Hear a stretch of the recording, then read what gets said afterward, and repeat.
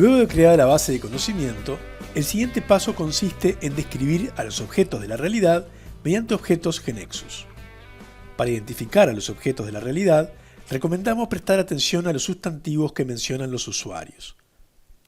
En la agencia de viajes que nos solicitó la aplicación, nos contaron que requieren registrar a sus clientes, a las atracciones turísticas que suelen sugerirles, así como a los países y ciudades que ofrecen para visitar. A partir de esto, identificamos 4 objetos de la realidad a describir en la base de conocimiento: los clientes, las atracciones turísticas, los países y las ciudades. Por cada objeto de la realidad identificado entonces, crearemos un objeto GeneXus de tipo transacción. Los primeros objetos GeneXus que se definen en una base de conocimiento son transacciones, ya que las mismas permiten describir a los objetos o actores de la realidad. Vamos a GeneXus para hacerlo. Para crear un objeto GeneXus, elegimos File, New, Object. Y vemos que se abre el siguiente diálogo para crear un objeto GeneXus, donde podemos elegir el tipo de objeto a crear. Seleccionamos el tipo de objeto transacción y le daremos a la nueva transacción que estamos creando el nombre Customer, en español, cliente. Presionamos el botón Create y aquí podemos ver la transacción creada, lista para que comencemos a definir, en primer lugar, su estructura. Toda transacción que se cree contendrá estas secciones que iremos explicando oportunamente.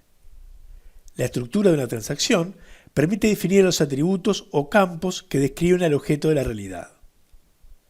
En la agencia de viajes nos transmitieron que de cada cliente interesa registrar su nombre, apellido, dirección, teléfono y correo electrónico.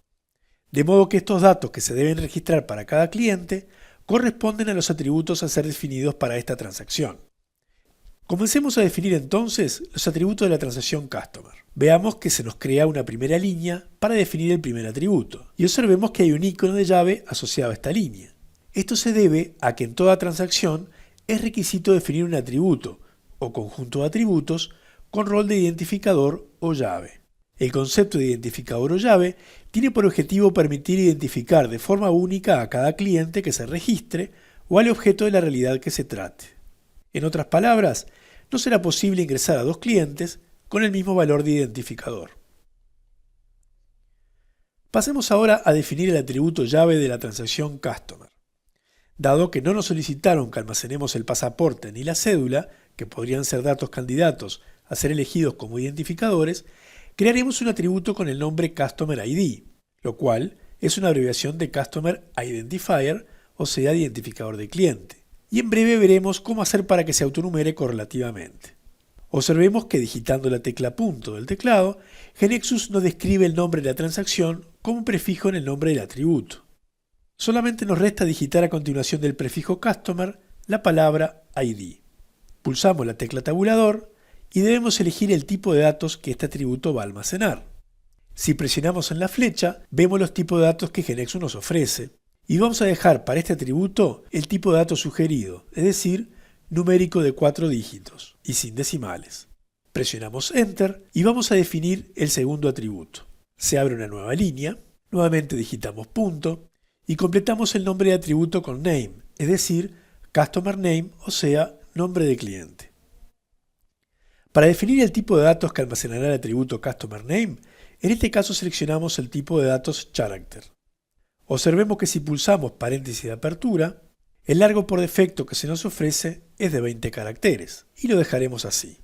Con el mismo procedimiento ingresamos el atributo Customer Last Name, o sea, apellido del cliente, que también será del tipo carácter de largo 20.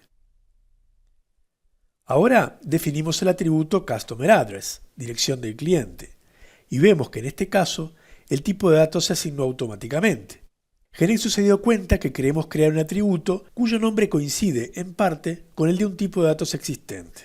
Seguimos con Customer Phone, teléfono del cliente, y vemos que GeneXus le asignó el tipo de datos Phone.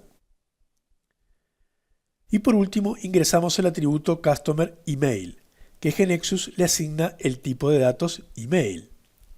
En particular, los tipos de datos Address, Phone e Email son tipos de datos especiales llamados dominios semánticos, y más adelante veremos que cuando trabajamos con ellos incluyen funcionalidades que son propias de una dirección, un teléfono o un correo electrónico respectivamente.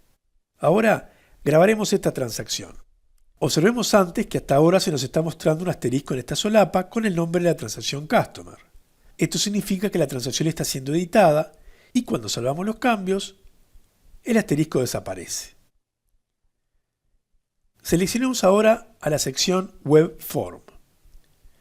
Y vemos que dado que nuestra aplicación es una aplicación web, GeneXus diseñó automáticamente, acorde a la estructura definida, un formulario web para que a través del mismo los usuarios puedan realizar inserciones, modificaciones y eliminaciones de clientes. Ahora, para completar el trabajo, vamos a enviar los cambios que hicimos al AKB que subimos a GeneXus Server. Para eso, seleccionamos Knowledge Manager y luego Team Development. Se abre una ventana donde vemos todos los objetos que modificamos desde la última vez que guardamos la AKB en el server. Aquí vemos que se creó la transacción Customer, sus atributos y la tabla Customer. Agreguemos un comentario que refleje eso y presionamos Commit.